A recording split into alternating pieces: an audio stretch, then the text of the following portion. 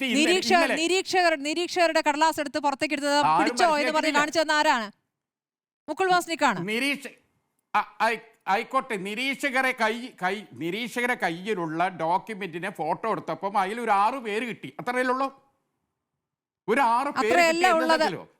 അതിൽ വ്യക്തമായ അഭിപ്രായം പറഞ്ഞ ആളുടെ നേർക്ക് ബ്ലാങ്ക് ഇട്ടിരിക്കുകയാണ്, അതുകൂടിയുണ്ട്.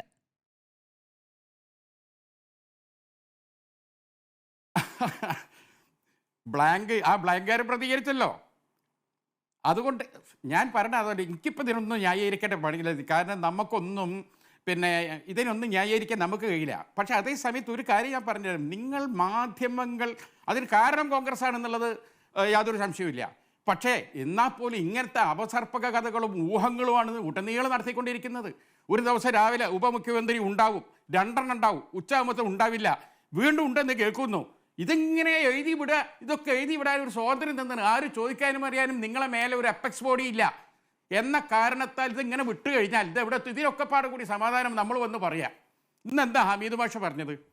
ഞങ്ങളെ ക്യാമ്പിൽ ഒരു മ്ലാനതയുണ്ട്, അത് ഞാൻ തുറന്ന് സമ്മതിക്കുന്നു. ഞാനൊരു രാഷ്ട്രീയക്കാരനാണ്, കല്യാണത്തിന് ഞാനും പോകുന്നുണ്ട്, ഞാൻ MLA കുന്തൊന്നും ആയിട്ടില്ലെങ്കിലും എല്ലാ പ്രവർത്തകരും രോഷത്തോടു കൂടി പറയുന്നു.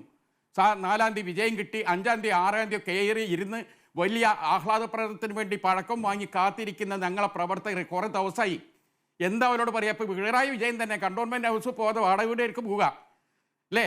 ഇതിൻ്റെ പ്രത്യാഘാതം അവർ വരെ അനുഭവിക്കുക. അപ്പോൾ പ്രശ്നം തന്നെയാണ്. ആ പ്രശ്നത്തിന് എന്താണ് ചെയ്യാൻ പറ്റുമോ? ഒരു ഘടകകക്ഷികൾക്ക് ഞങ്ങൾക്ക് വേഗത്തിൽ കാര്യങ്ങൾ തീരുമാനിച്ചു തരണം. ഞങ്ങൾ ഹൈക്കമാൻഡ് ആരാത്തതിന് അവരെ സ്വീകരിക്കും എന്ന് കൃത്യമായി ഞങ്ങളെ ചീഫ് തങ്ങളാണ്. അതിനിടയ്ക്കോ ഞങ്ങൾക്ക് വല്ല അഭിപ്രായം ഉണ്ടെങ്കിൽ ആ അഭിപ്രായം ഞങ്ങളവിടെ പറഞ്ഞേക്കും. അഭിപ്രായം എന്താണ് പറഞ്ഞതെന്ന് ഞങ്ങളറിയില്ല, അത് അടുത്ത കമ്മിറ്റി വന്നാലേ ഞങ്ങൾക്ക് അറിയാൻ കഴിയുള്ളൂ. അപ്പം സ്വാഭാവികമായിട്ടും ഇതുണ്ടാക്കുന്ന പ്രശ്നങ്ങളുണ്ട്. ഇതിന് കോൺഗ്രസിൻ്റെ നേതാക്കളോട് ചോദിച്ചാൽ ഡൽഹിയിൽ ഇത്ര ദിവസം കഴിഞ്ഞിട്ടല്ലേ വന്നത്, ബോംബെയിൽ അത്ര ആയിരുന്നല്ലോ, അവർക്ക് അതല്ലാതെ വേറെ എന്ത് ഉത്തരവ് പറയുക? അവർക്കും പ്രശ്നമുണ്ട്, അവർ വിങ്ങി പൊട്ടുന്നുണ്ട് അവരെ പ്രവർത്തകർ. ഇപ്പം ജിൻഡോ ഒക്കെ ഇങ്ങനത്തെ ഒരു ജിൻഡോനെ കണ്ടു നമ്മൾ കടുവൊക്കെ പനി പിടിച്ചേരില്ലേ? എന്തായാലും കാരണം വിഷമം കൊണ്ടാ ജനങ്ങളുടെ ഇടയിൽ ജീവിക്കുന്ന ആളാ ജിൻഡോ ഒക്കെ. ഞങ്ങളൊക്കെ പങ്കുവച്ചിട്ടുണ്ട്. കഴിഞ്ഞ 5 വർഷമായി കഴിഞ്ഞ 5 വർഷമായി വൈകുന്നേരം 4-5 പേരുടെ മുമ്പിൽ വിചാരണയ്ക്ക് കിടന്നു കയറിയ ഞങ്ങൾ ഇല്ലേ?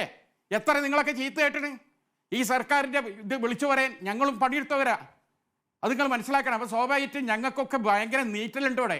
സാധാരണ സഭ്യം കൊണ്ടായിരുന്നു നിങ്ങളെ നേരെ ചാടിക്കളിക്കണേ ഞാനും ജിൻഡു എന്താ ചെയ്തത്? വേഗം ഒരു വർത്തമാനം പറഞ്ഞ് വേഗം ഉൾവലിയാണ്. അതൊരു നിവൃത്തികേടാണ്.